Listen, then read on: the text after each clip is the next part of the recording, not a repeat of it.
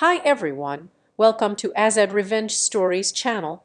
You're making the biggest mistake of your life. And frankly, I'm embarrassed to call you my daughter right now. My father said this to me while standing in my kitchen, pointing his finger like I was 12 years old again. My mother just sat there shaking her head like someone had died.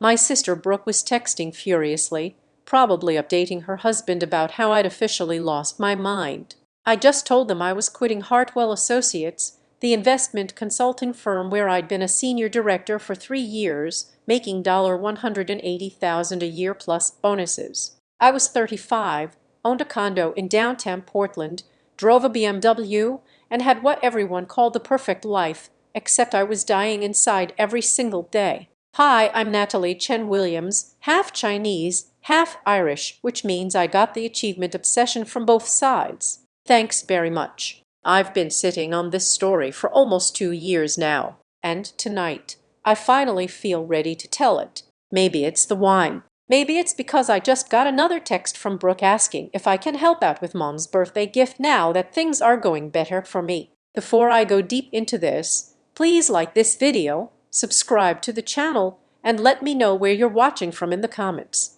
Because I need to know I'm not alone in thinking that sometimes the people who are supposed to love you unconditionally are actually the ones who will drop you the fastest when you stop being who they need you to be. So there I was, March 15th, 2022, sitting at my kitchen island, trying to explain to my parents why I couldn't do it anymore, why I couldn't spend another day in meetings about maximizing portfolio efficiency for clients who had more money than small countries. Why I couldn't pretend to care about quarterly projections when I went home every night and cried in my car before walking into my building. Look, you're successful.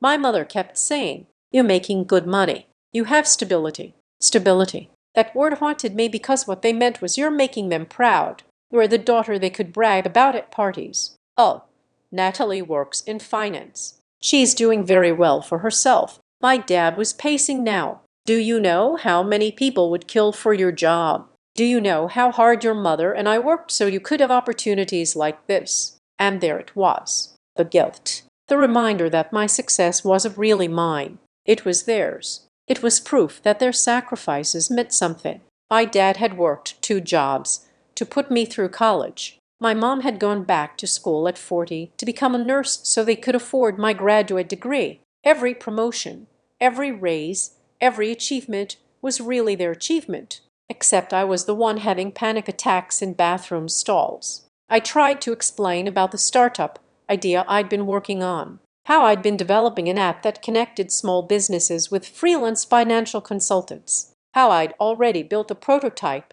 and had 3 businesses ready to pilot it, how maybe, just maybe, I could build something that actually helped people instead of just making rich people richer. Brooke looked up from her phone for the first time. Wait, you're quitting your 6F figure job to make an app? Natalie, everyone makes apps. Do you know how many apps fail? This is different. No, it's not. My father interrupted. This is you having some kind of midlife crisis and thinking the grass is greener somewhere else. You stick with what works. You don't blow up your life chasing fantasies. The word fantasies hit me like a slap, because that's what they thought my dreams were. Fantasies, delusions, something to be embarrassed about. I sat there looking at these 3 people who were supposed to know me better than anyone and realized they didn't know me at all. They knew the version of me that made them comfortable, the successful daughter, the responsible sister, the one who always made the right choices. I'm doing this with or without your support. I finally said the silence in that room was deafening. My mother spoke first. Well, don't expect us to bail you out when this doesn't work. Then, Brooke, I just hope you realize how selfish this is. Mom and Dad have been telling everyone about your promotion last year. Now, what are they supposed to say? And my father delivered the final blow. If you do this, don't come crying to us when you're broke and have to move back home because we won't have room for someone who chose to throw their life away. They left that night, and I haven't been invited to a family gathering since. Not Easter, not my dad's birthday, not Thanksgiving. Brooke actually blocked my number after I sent her a text trying to explain my decision. My mother started ending our phone calls with things like, well, I hope you're happy. in a tone that made it clear she hoped I wasn't. But you know what the worst part was? For the first few months, I thought they were right. When I quit Hartwell, my boss, James, looked at me like I'd told him I was joining a cult. "Natalie, you're one of our top performers. Are you sure you're thinking clearly? Is this about the Morrison account? Because we can transfer you." It wasn't about any one thing. It was about everything. It was about sitting in meetings where we'd figure out how to restructure someone's investment portfolio to save them money on taxes, while I knew that same client had fired half their staff the year before. It was about wearing suits that cost more than most people's rent and pretending that was normal. It was about being really, really good at something that made me feel like a fraud. But leaving was terrifying. You know that feeling when you jump off a diving board and for a split second you think, "Oh God, what have I done?" That was my entire first month. I moved out of my downtown condo and into a tiny one-bedroom apartment in southeast Portland. Goodbye granite countertops. Hello, laminate everything. I sold the BMW and bought a used Honda Civic. I started eating rice and beans for dinner most nights and telling myself it was simple living. My savings account got smaller every week. The app development was taking longer than I'd expected. The three businesses that had been so excited about the pilot program suddenly seemed less responsive. One of them pulled out completely, saying they decided to stick with their current system. And through all of this, my family's silence was like a constant background hum of rejection.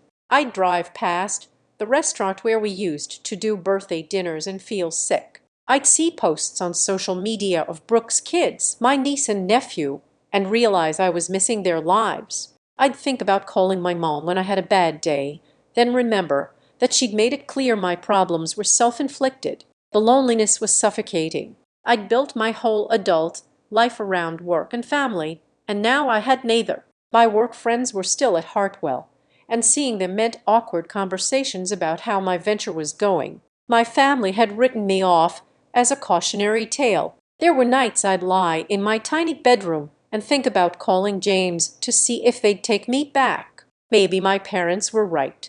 Maybe stability was more important than happiness. Maybe I was just being selfish and naive. But then something shifted in month 4. I was at a coffee shop in Hawthorne working on debugging the app's payment system when I overheard the owner talking to someone about how she couldn't afford to hire a bookkeeper but was drowning in financial paperwork. She was this badass woman named Sage, who'd opened an independent bookstore during the pandemic. Either the bravest or most foolish person alive, depending on how you looked at it. I introduced myself and offered to help. Not through the app, just help.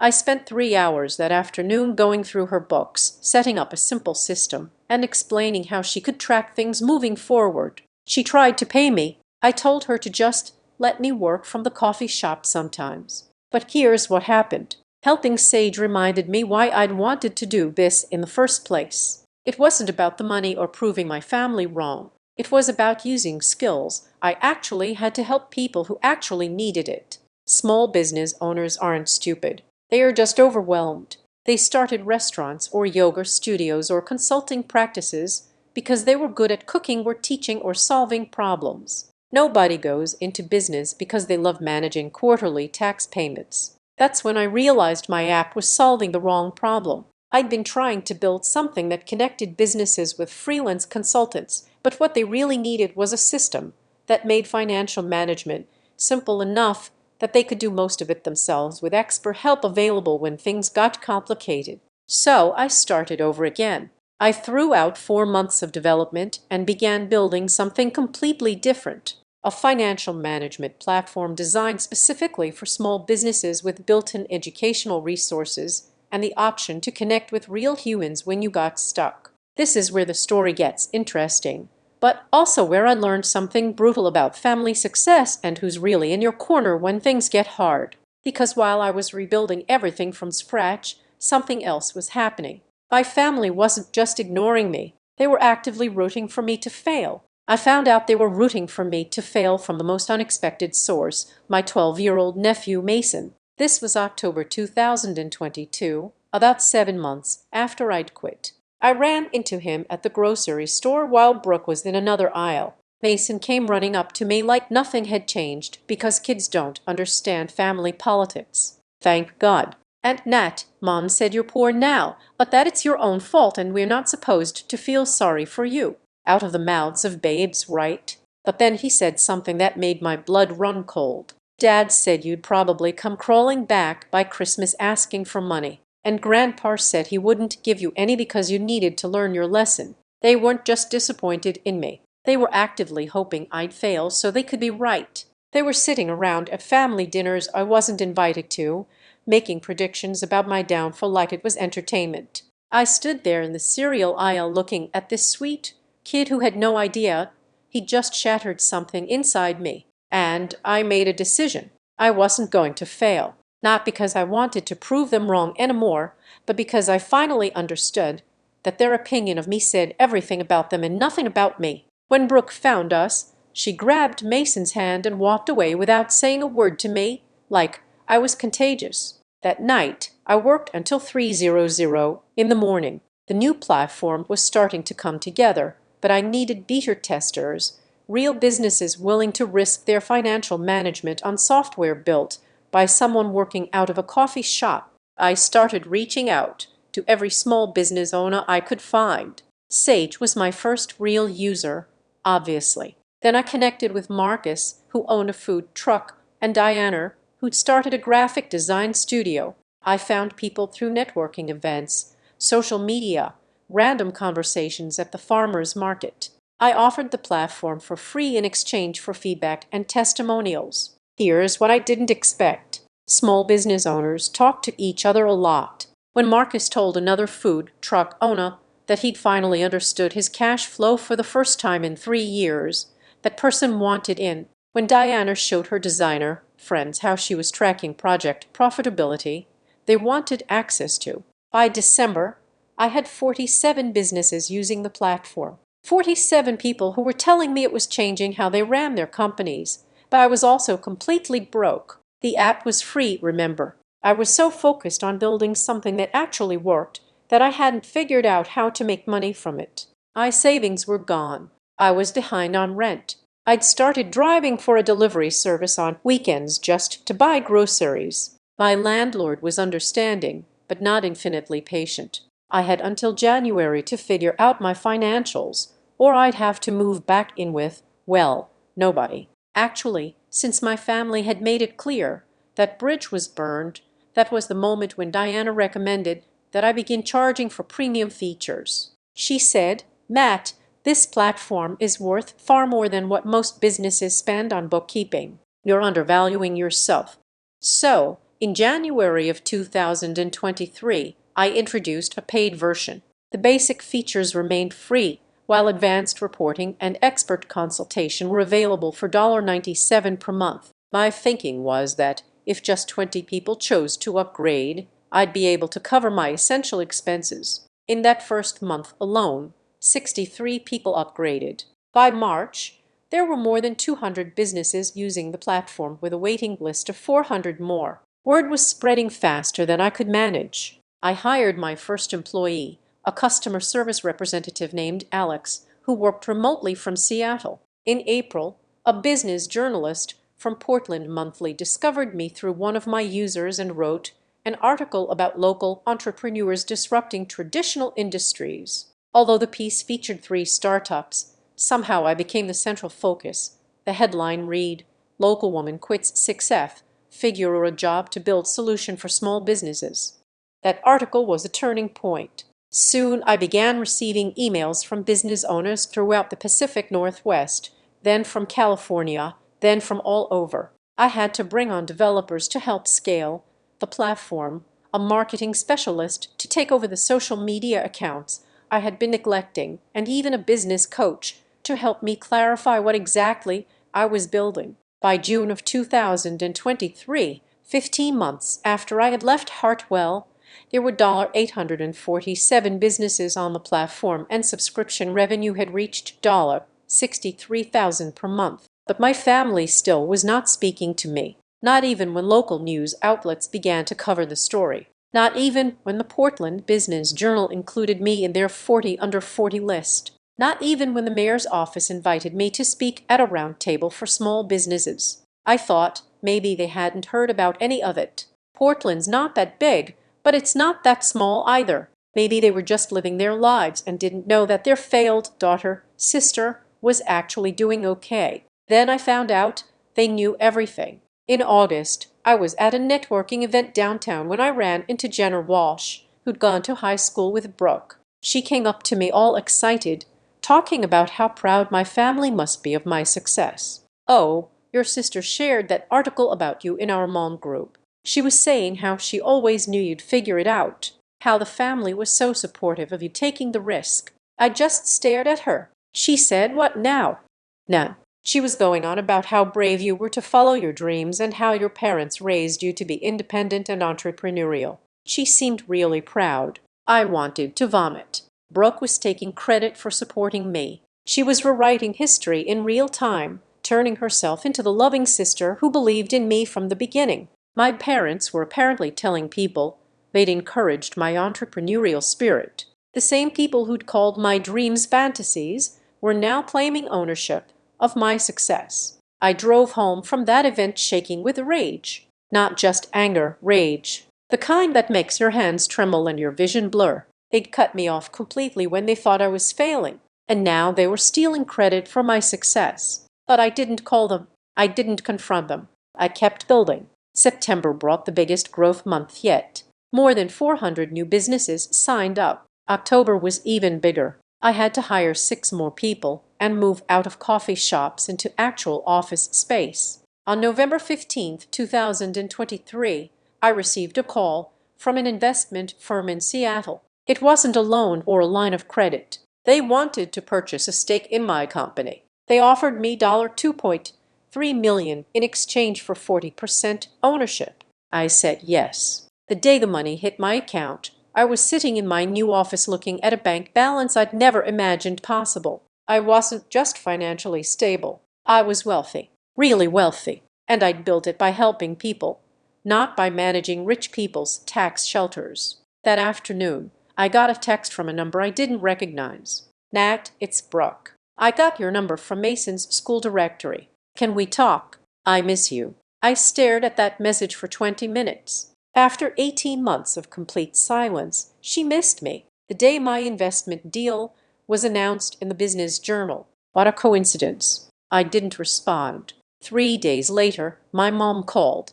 "Natalie, honey, I hope you're doing well. I was thinking maybe we could have lunch sometime soon. I know it's been too long." I didn't answer. Then my dad left a voicemail. "Nat, I saw the article about your business. I want you to know how proud I am of what you've built. I always knew you had it in you. Let's get dinner and catch up."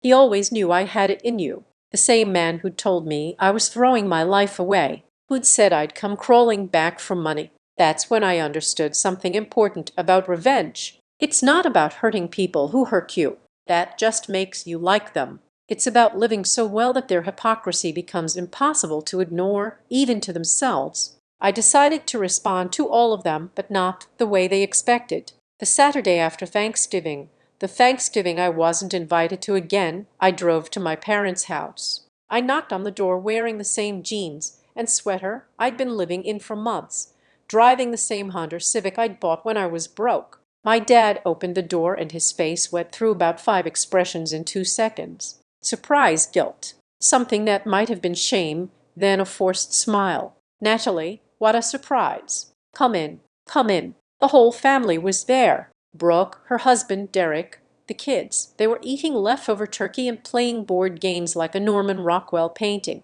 Everyone got very quiet when I walked in. "I got your messages," I said. "All of them." My mom started talking first. "Honey, we've been wanting to reach out for so long, but we didn't want to bother you while you were working so hard." Don't. The word came out harder than I intended, but I was tired of lies. You didn't want to bother me, or you didn't want to be associated with me when you thought I was failing. Silence. Because I've been in the same city this whole time. I've been 20 minutes away. I've been at the same coffee shop most days working in public, not hiding from anyone. Brooke tried next. "Matt, we were just worried about you. We didn't know how to help. You told people at school that you always supported me. You told Jenner Walsh that you were proud of me for following my dreams." Her face went white. Derek suddenly became very interested in his phone. "But when I actually needed support, when I was scared and broke and eating rice for dinner every night, none of you answered my texts.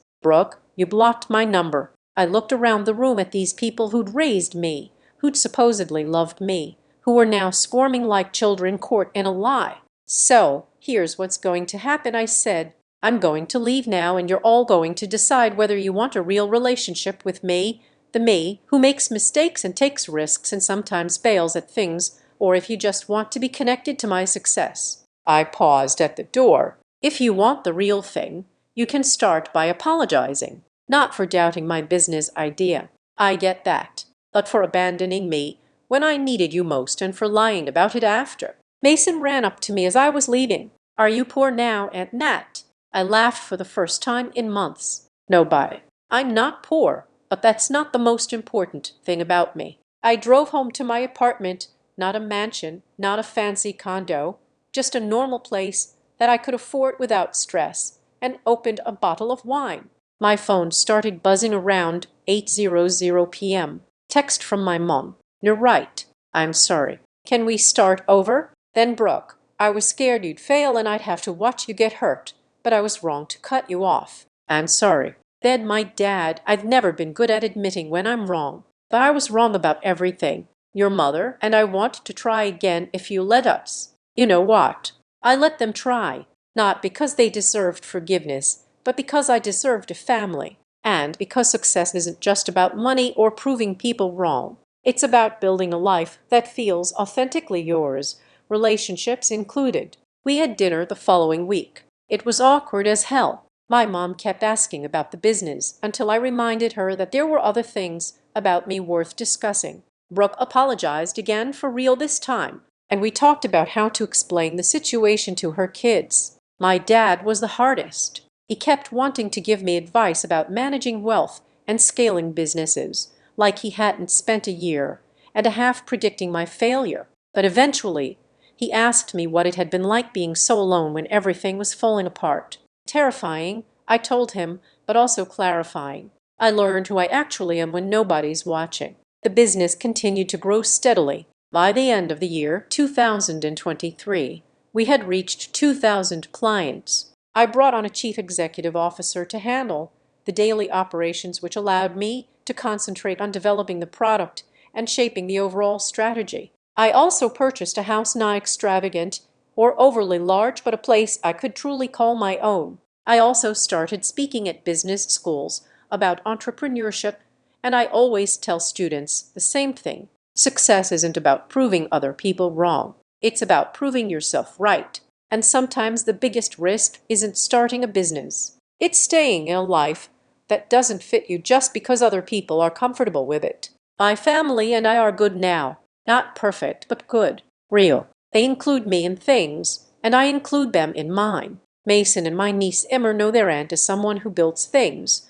not just someone who makes money. That feels important. But I also learned something I'll never forget. The people who love you conditionally will always reveal themselves eventually. And when they do, you get to choose whether to accept the conditions or change the people. I chose to change the people. If you're watching this and thinking about leaving a job that's slowly killing you or starting something that matters to you or disappointing people who claim to love you, I can't tell you it'll work out. But I can tell you that building a life you actually want to live is worth being temporarily hated by people who don't really know you anyway. And if you're watching this because your own family has made their love conditional on your choices, I'm sorry. That's heartbreaking and unfair and not your fault. But it's also not permanent. You get to decide what kind of life you want and who gets to be in it. Let me know in the comments if you've ever had to choose between other people's expectations and your own dreams. I read every comment, and I promise you're not as alone as you feel. Don't forget to like this video if it resonated with you, and subscribe if you want to hear more stories about what happens when ordinary people decide to stop living ordinary lives. I'll see you next week. I invite you to subscribe to the Azad Revenge Stories channel, like this video, and support me further by hitting the hype button so the story in this video can be heard by many more people. Thanks to all.